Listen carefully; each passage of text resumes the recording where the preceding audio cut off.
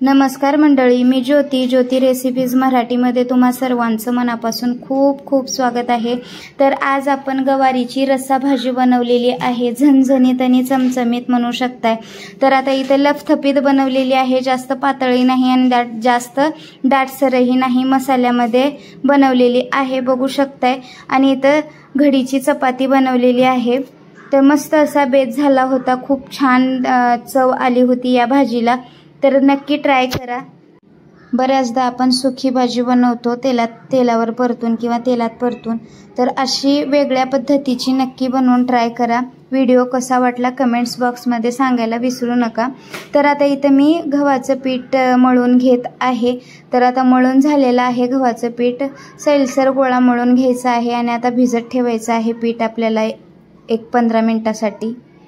आता इथे मी गवार हाताने तोडून घेतलेला आहे। शक्यतो गवार हाताने तोडून घ्या, चव छान लागते। हाताने तोडलेली चाकून कापून घेऊ नका। आणि इथे मी पाण्यात स्वच्छ पाण्यामध्ये 1-2 वेळेस धुवून पाण्यातच ठेवली होती अर्धा तासासाठी। तर आता इथे मी गवार घेतलेली आहे। आता आपण बाकीची ही तयारी करून घेऊया। आता बघू शकताय मी इथे लांब साईजमध्ये कांदा कापून घेत आहे आणि टोमॅटो पण कापून घ्यायचा आहे आपल्याला। खोबरं कापून घेतलेलं आहे, कोथिंबीर आणि कढीपत्ता पण घेतलेला आहे। ही झाली आता पूर्व तयारी आपली। आता एका कढईमध्ये आपण सर्वात अगोदर खोबरं भाजून घ्यायचं आहे, ब्राऊन कलर येईपर्यंत खोबरं भाजून घ्यायचं आहे।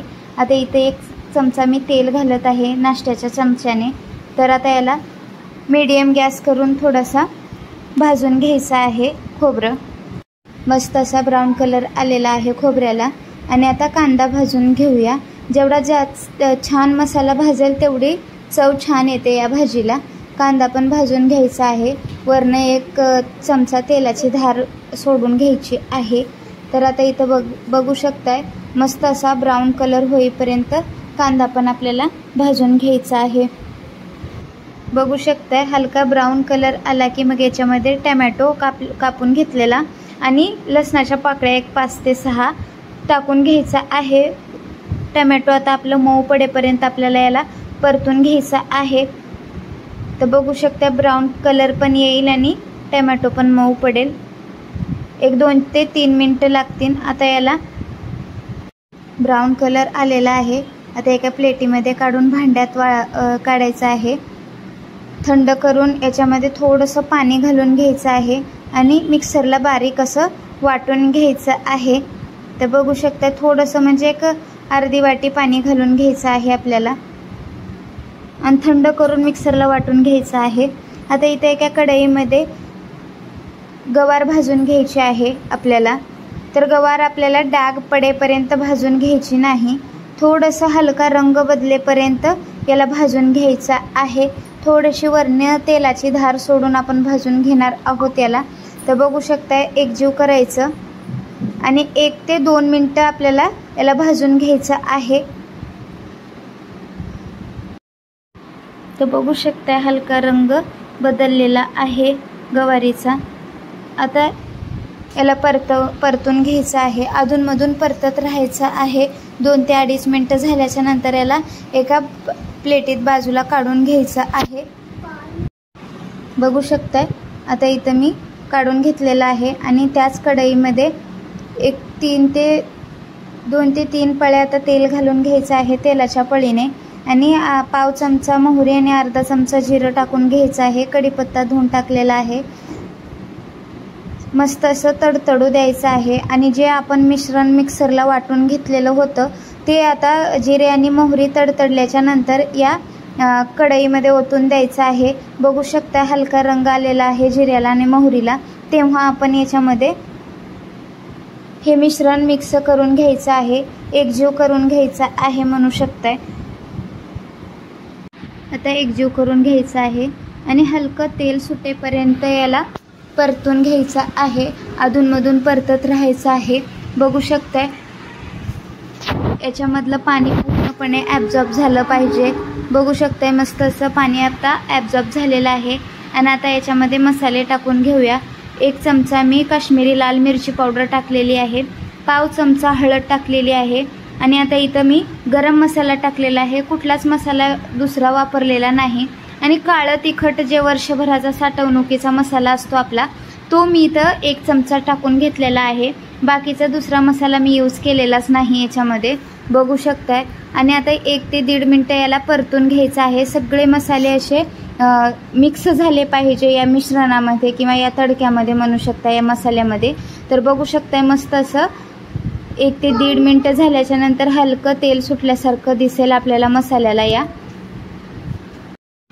बघू शकताय मस्त असं मसाला एकजीव झालेला आहे. सगळे मसाले आता एकजीव झालेले आहेत म्हणू शकता. याच्यामध्ये 1 ते 1.5 मिनटाच्या नंतर हलका रंग बदलल्यासारखा दिसेल. जेवढं जास्त तुम्ही मसाला खमंग परतून घेचाल तेवढं या भाजीला चव छान येते. तर आता इथं गवार मी भाजून घेतलेली ते याच्यामध्ये मिक्स करून घ्यायची आहे. ज्या मिक्सरच्या भांड्यामध्ये आपण मसाला वाटून घेतला होता तो मसाल्याच्या भांड्यामध्ये पाणी टाकून थोडंसं याच्यामध्ये ओतून द्यायचं आहे सुरुवातीला. तर आता इथं बघू शकताय खूपच दाटसर भाजी दिसत आहे. तर आणखीन थोडंसं मी पाणी वाढवत आहे याच्यामध्ये.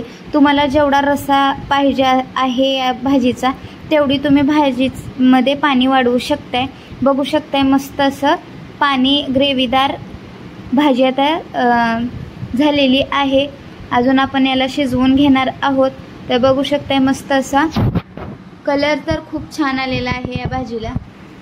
रात्रीचा मसाला बनवून सकाळच्या डब्यासाठी हे देऊ शकता. अशी भाजी मस्त लागते, चविष्ट लागते. चवीनुसार मीठ टाकून एकजीव करून आता 5 ते 7 मिनटं आपल्याला याला शिजवून घ्यायचं आहे. तर बघू शकता मी झाकण लावून मीडियम गॅसवर भाजी शिजवून घेतलेली आहे. मस्त अशी तर्री आलेली आहे. टेक्स्चर पण खूप छान आलेलं आहे. जास्त पातळही नाही आणि जास्त दाटसरही झालेली नाही गवारीचा रस्सा भाजी. तर बघू शकताय अप्रतिम दिसत आहे. चवीलाही खूप भन्नाट लागते. नक्की ट्राय करा. बघू शकताय भाजी आता रेडी झालेली आहे आता आपली. आणि आता आपण चपाती बनवून घेऊया. चपातीचा डिटेल व्हिडिओ मी देत नाही कारण याच्या अगोदरही मी अपलोड केलेला आहे. त्याची लिंक मी डिस्क्रिप्शन बॉक्समध्ये देत आहे. मस्त अशी चपाती बनवून घ्यायची आहे. आणि चपाती आणि ही भाजी भन्नाट लागते. भाकरीसोबतही खाऊ शकताय मस्त अशी.